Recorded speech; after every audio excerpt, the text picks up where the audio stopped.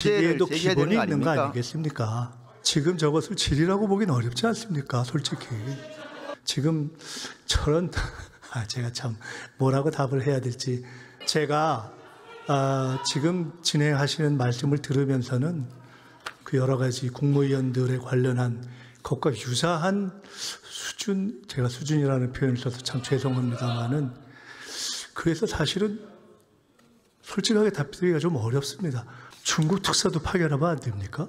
누가 안 된다 그랬습니까? 그래서 이렇게 질문하시는 것 자체가 좀 제가 굳이 답을 드릴 필요를 느끼지 못합니다.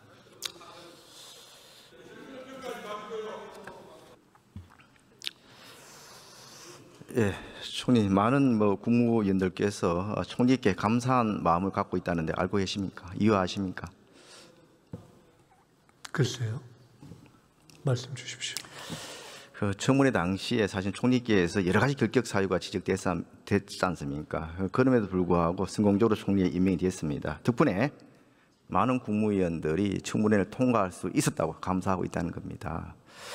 과거 문재인 정부는 7대 인사검증이라고 지켜지지는 않았습니다만 있었죠. 그런데 이재명 정부는 이제 총리께서 아마 국무위원들 청문회 인사검증의 준거 기준이 된 것 같습니다. 덕분에 무려 정가 22범이라는 전무후무한 역대 최악의 정가자 국무회의가 구성이 되었습니다. 그래서 총리님, 이건 아니지 않습니까? 한번 보십시오.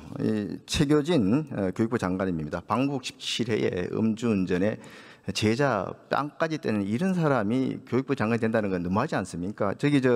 음주운전 혈중 알코올 농도가 0.187인데 어느 정도 마셔야 저 정도 되는지 아십니까? 저 방북 17회로 되어 있는 중에 혹시 대한민국의 법을 어기고 그것이 문제가 된 케이스가 있습니까?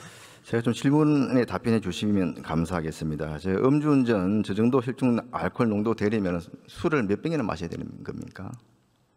아니, 제가 제 문제를 앞에 PPT 띄우실 때는 제가 여쭤보지 않지 않았습니까? 근데 제가 답변을 드리려면은 지금 띄우신 PPT의 내용 중에 실제로 의미 있게 답변할 내용이 무엇인가를 좀 저 나름대로도 걸러야 될 것 같아서 제 앞에 있었던 부분은 논란 하면서 별 내용이 없는 부분을 쭉 쓰신 다음에 그 다음에 또 쭉 하셨기 때문에 음주운전을 여쭤보셔서 제가 한번 말씀드린 겁니다. 왜냐하면 우리 의원님 질문에 대해서 제가 답을 그냥 의미 없는 문답으로 해야 될지 아니면 조금 더 정성스럽게 해야 될지 저도 판단을 해야 해서 그래서 여쭤본 것입니다. 지금 최교진 장관 제기하신 내용 중에 저기에만 보면 방북 17회 이렇게 되어 있어서 저것이 어떤 내용인지 제가 잘 몰라서 한번 여쭤본 것입니다. 승인을 받고 갔다고 이렇게 말씀을 드립니다만은 이 북한하고 특별한 관련이 없는 직에 있는 분이 17회나 갔다 왔다는 것이 일반 국민들은 상식적으로 납득이 안 된다는 겁니다. 그리고 이 정도의 그런 결격 사유를 가진 사람이 교육부 부총리가 됐을 것 같으면은 정말 그 조국 전 대표 억울할 것 같습니다. 지금 정부가 됐으면 충분히 법무장관이 되지 않았겠는가 싶습니다. 더 문제가 되는 것은 없는, 예를 들어 북한을 왔다 갔다 했다 하는 것을 가지고 그것을 그냥 방북 17회 이렇게 해서 문제가 있다라고 프레임을 갖고 말씀을 주시면 저것을 보는 국민들이 어떻게 생각을 하겠습니까? 그래서 조금 달리 질문을 외교안보에 맞게 질문해 주시면.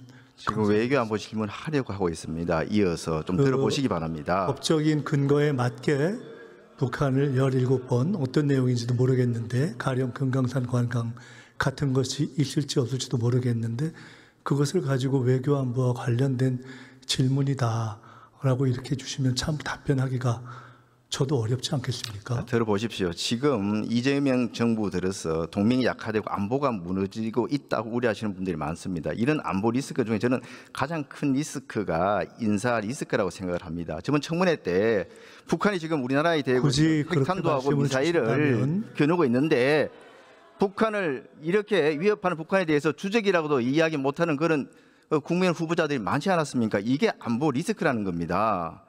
특히 최교진 장관 같은 경우에는 도대체 17회나 북한을 방문한 것 자체가 국민으로 봤을 때 납득이 안 된다는 거고요.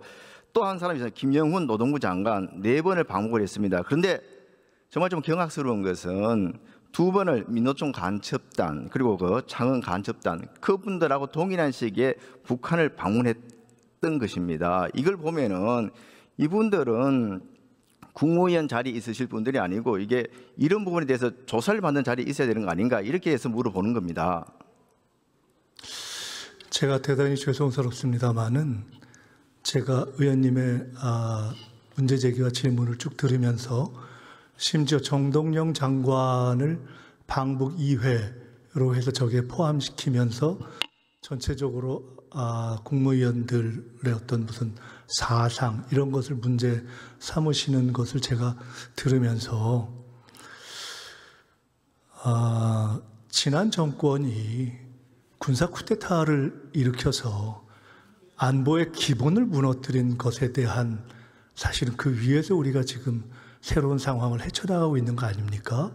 그 부분과 별개로 제가 다른 국무위원들을 다 문제 삼지는 않습니다. 법적으로 문제가 안 되는 것을 최교진 장관 가지고 또 김영훈 이렇게까지 장관에 질문을 대해서는 하시면 이 문제를 지혜도 제기해야 기본이 되는 거 있는 거 아닙니까? 아니겠습니까? 지금 저것을 질이라고 보기는 어렵지 않습니까? 솔직히.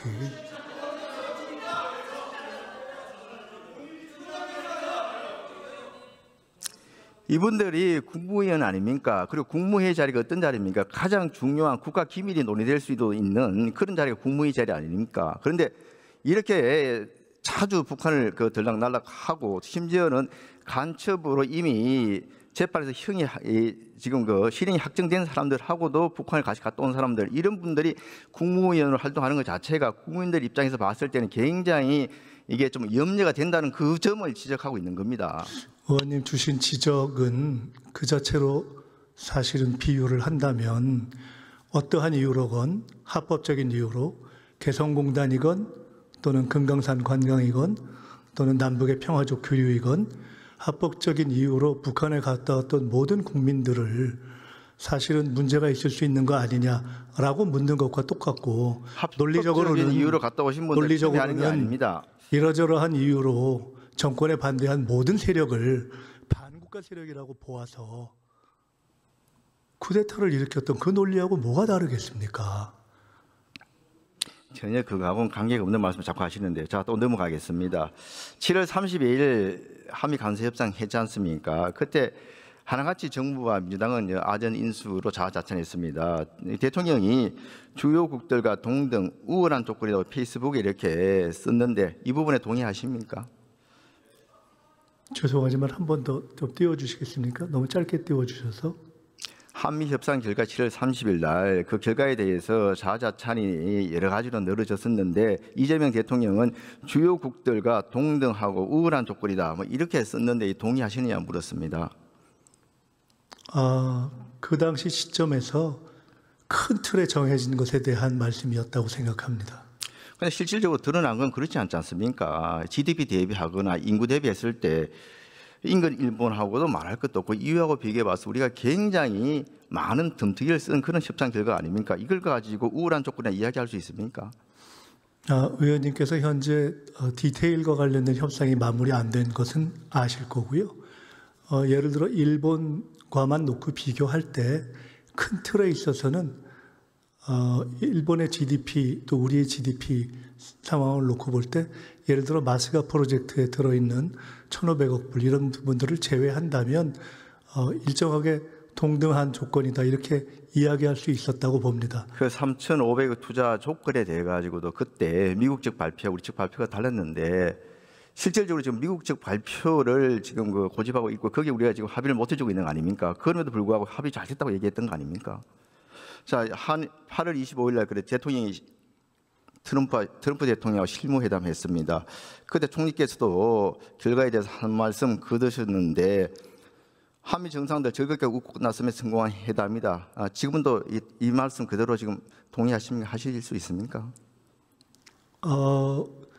대통령 간의 정상 간의 관계가 결정적으로 가장 중요하다 정상회담에서 라는 점에 비추어 본다면 그 점에 관해서는 저는 여전히 대단히 성공적인 회담이었다 이렇게 이때 지금 트럼프 대통령 직접 만나러 뭐 하러 가셨습니까?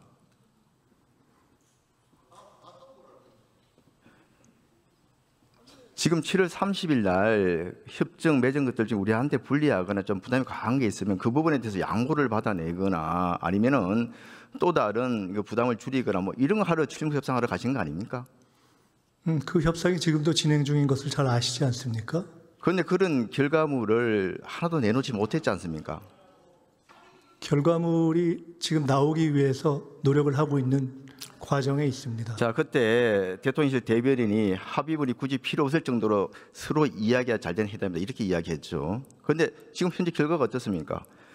이재명 대통령조차 우리나라에 이익이 안 되면 사인 왜 하냐 이렇게 이야기를 했습니다. 이때 대변인 말이 맞는 겁니까? 지금 대통령 말이 맞는 겁니까? 왜 두 사람 이야기가 틀립니까?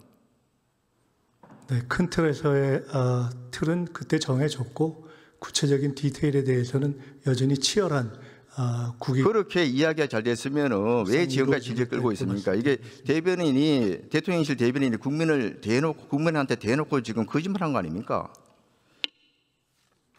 어디가 거짓말인지 잘 모르겠습니다. 잘 됐다고 얘기한 것이 합의문이 필요 없을 정도로 잘 됐다고 얘기한 것이 지금 거짓말 아닙니까?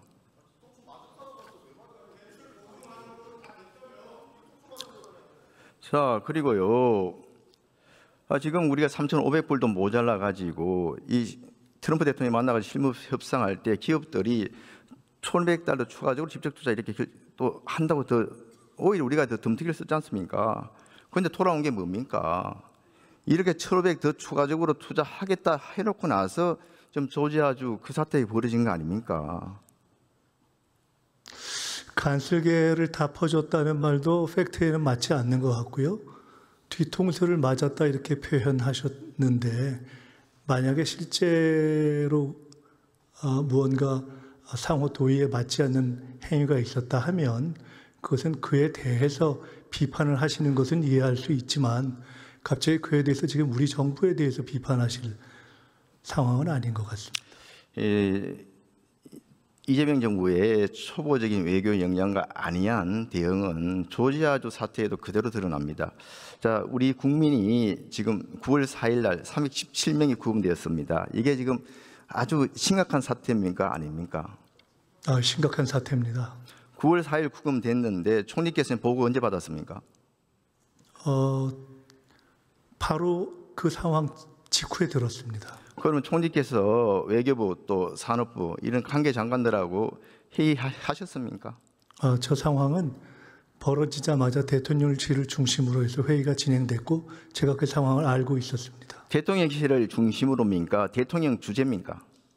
대통령실을 중심으로 했다 이렇게 말씀드리겠습니다. 대통령 안 보입니다. 대통령은 알고 계셨습니다. 알고는 계셨겠죠. 대통령은 9월 4일 구금이 됐는데 그리고 이미 그에 대해서 9월 4일 구금이 전력을 됐는데 다해서 대책을 세워라라는 지시가 나왔다는 것이 이미 대변인을 통해서 나와 있었습니다.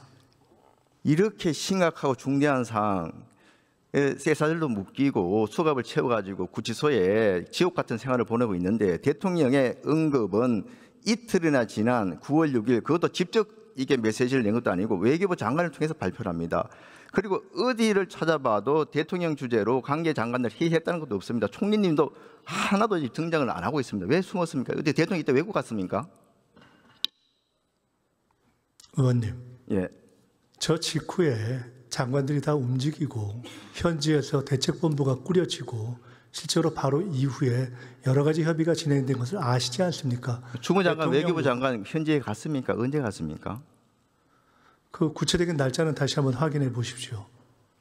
9월 6일 날 앞서도 지적이 있었습니다만은 대사도 없는 주미 대사관, 총영사도 없는 아틀랜타 총영사에 다 맡겨놓고 장관은 9월 8일이 돼서야 워싱턴으로 갔습니다. 외교부 장관은. 이때까지도 대통령은 안 나타나고 있습니다. 제가 대통령이 뭐 하셨는지 이렇게 봤더니 9월 5일 날 전통시장 방문했습니다. 그리고 9월 6일 날은 이렇게 영화 보러 가가지고 영부인하고 영화 보러 가서 이렇게 판대수하면서 웃고 있습니다. 317명이라는 많은 한국인이 구금돼가지고 지옥 같은 생활을 하고 있는데 이렇게 웃음이 나오고 영화 보러 갈 그런 정신이 듭니까? 이게 국민을 사랑하는 대통령입니까? 국민의 안전을 걱정하는 대통령입니까? 이렇게 하시면 총리께서 확실히 건의를 하셔야죠. 이게 심각한 상황이니까 빨리 조치를 하시라. 대통령 전용기를 통해서 장관들 보내서라도 빨리 해결 좀 시켜야 된다. 이런 건의 하셨습니까? 의원님, 죄송하지만 제가 이런 말씀까지 드리고 싶지는 않은데 이 상황에서 대통령이 사실상 여러 가지 지휘를 다 하고 있는 것이 명백히 드러나 있는 상황에서 지금 저런 제가 참 뭐라고 답을 해야 될지 좀 사실 제가 지금 진행하시는 말씀을 들으면서는 초반부에 제기하셨던 그 여러 가지 국무위원들에 관련한 것과 유사한 수준, 제가 수준이라는 표현을 써서 참 죄송합니다만은 그래서 사실은 솔직하게 답드리기가 좀 어렵습니다. 아니 대통령이 다 지휘해서 진행되고 있는 걸 모르십니까? 그러니까 이게 대통령께서 이게 전면에 나서서 지시를 하실 그리고 외교부 장관이 그런 움직이지 아주 그냥 않으면 사소한 어떻게 사건입니까? 현지에서 애틀란타 총영사관에 주미 총영사가 파견돼서 대책본부를 꾸렸겠습니까? 국내에서는 이거보다 훨씬 적은 사건을 대통령이 직접 따라 내려가가지고 여러 가지 좀 쇼를 많이 했지 않습니까? 근데 왜 이렇게 중대한 사안에 대해서는 앞에 안 나서느냐 그거 아닙니까? 트럼프 대통령 오해를 풀었고 그렇게 스마트하게 칭찬을 받았으면은 직접 전화 통화도 하셔가지고 이 부분에서 강력하게 항의하고 빨리 조치를 취하도록 요구를 했어야 될 거 아닙니까?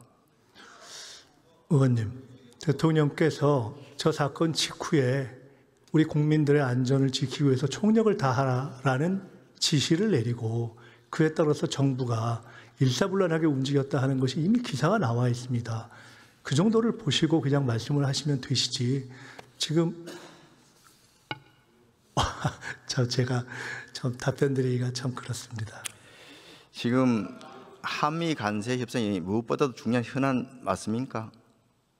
그렇습니다. 그러면은 이 협상에 조금이라도 좀 장애, 지장이 될 만한 이런 것들은 자제하는 게 맞죠. 네, 말씀 주십시오. 지금 순복음교회 또 김양환 목사 압수수색, 오산기지 압수수색 그리고 중국 특사 파견 이런 것들이 중요한 협상을 앞두고 다 벌어집니다. 관계가 없다고 강변하시는데 정말 관계가 없다고 생각하십니까?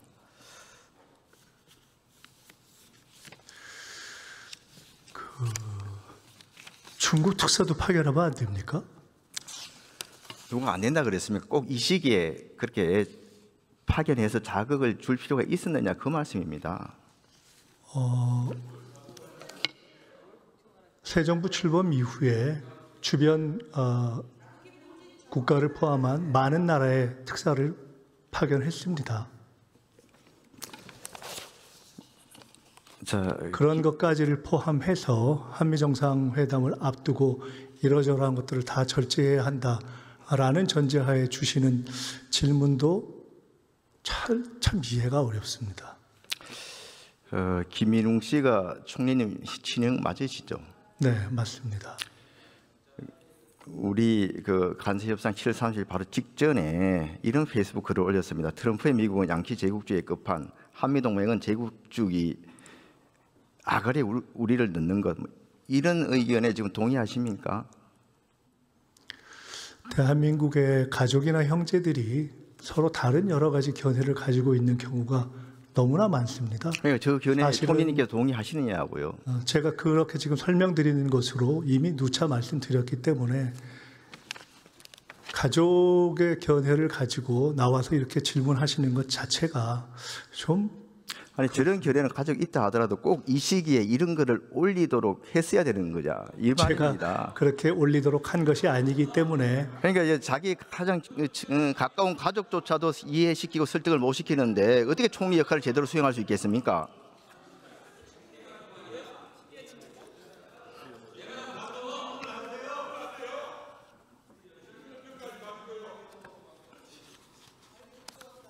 제가 굳이 답을 드릴 필요를 느끼지 못합니다. 다른 질문 넘어가겠습니다. 대구 K2 공항 이전 사업 알고 계시죠? 네. K2 공항이 군사공항이고 암호공항 맞죠? 이런 군사공항, 안보공항 이전하는 것은 국가 책무 아닙니까? 큰 틀에 있어서는 뭐 그렇게 볼 수도 있습니다. 다만 그것을 구체적으로 어떠한 재정 방식으로 하느냐, 그것은 또 별개의 문제라고 생각합니다. 그러니까 그 비용과 책임을 지자체에 다 떠넘기는 것은 다른 지역과 비교해도 형평성에 맞지 않습니다. 가덕도 민간공항인데 다 전액 국비를 하고 그렇습니다. 그리고 광주 군공항 이전은 TF까지 지금 구성해서 논의하고 있지 않습니까? 대구공항도 같이 해야 되는 거 아닙니까? 이렇게 논의를. 많은 문제 제기가 있는 것을 알고 있고요. 그 문제 제기까지를 다 포함해서 참고하겠습니다. 이 국가 군공항이자 안보공항이고 지금 많은 대구 시민들 피해를 입고 있는 만큼 이 국가적인 책임감을 가지고 이 부분에 대해서 살펴주시길 부탁드립니다. 네, 들어가십시오. 네, 잘 알았습니다.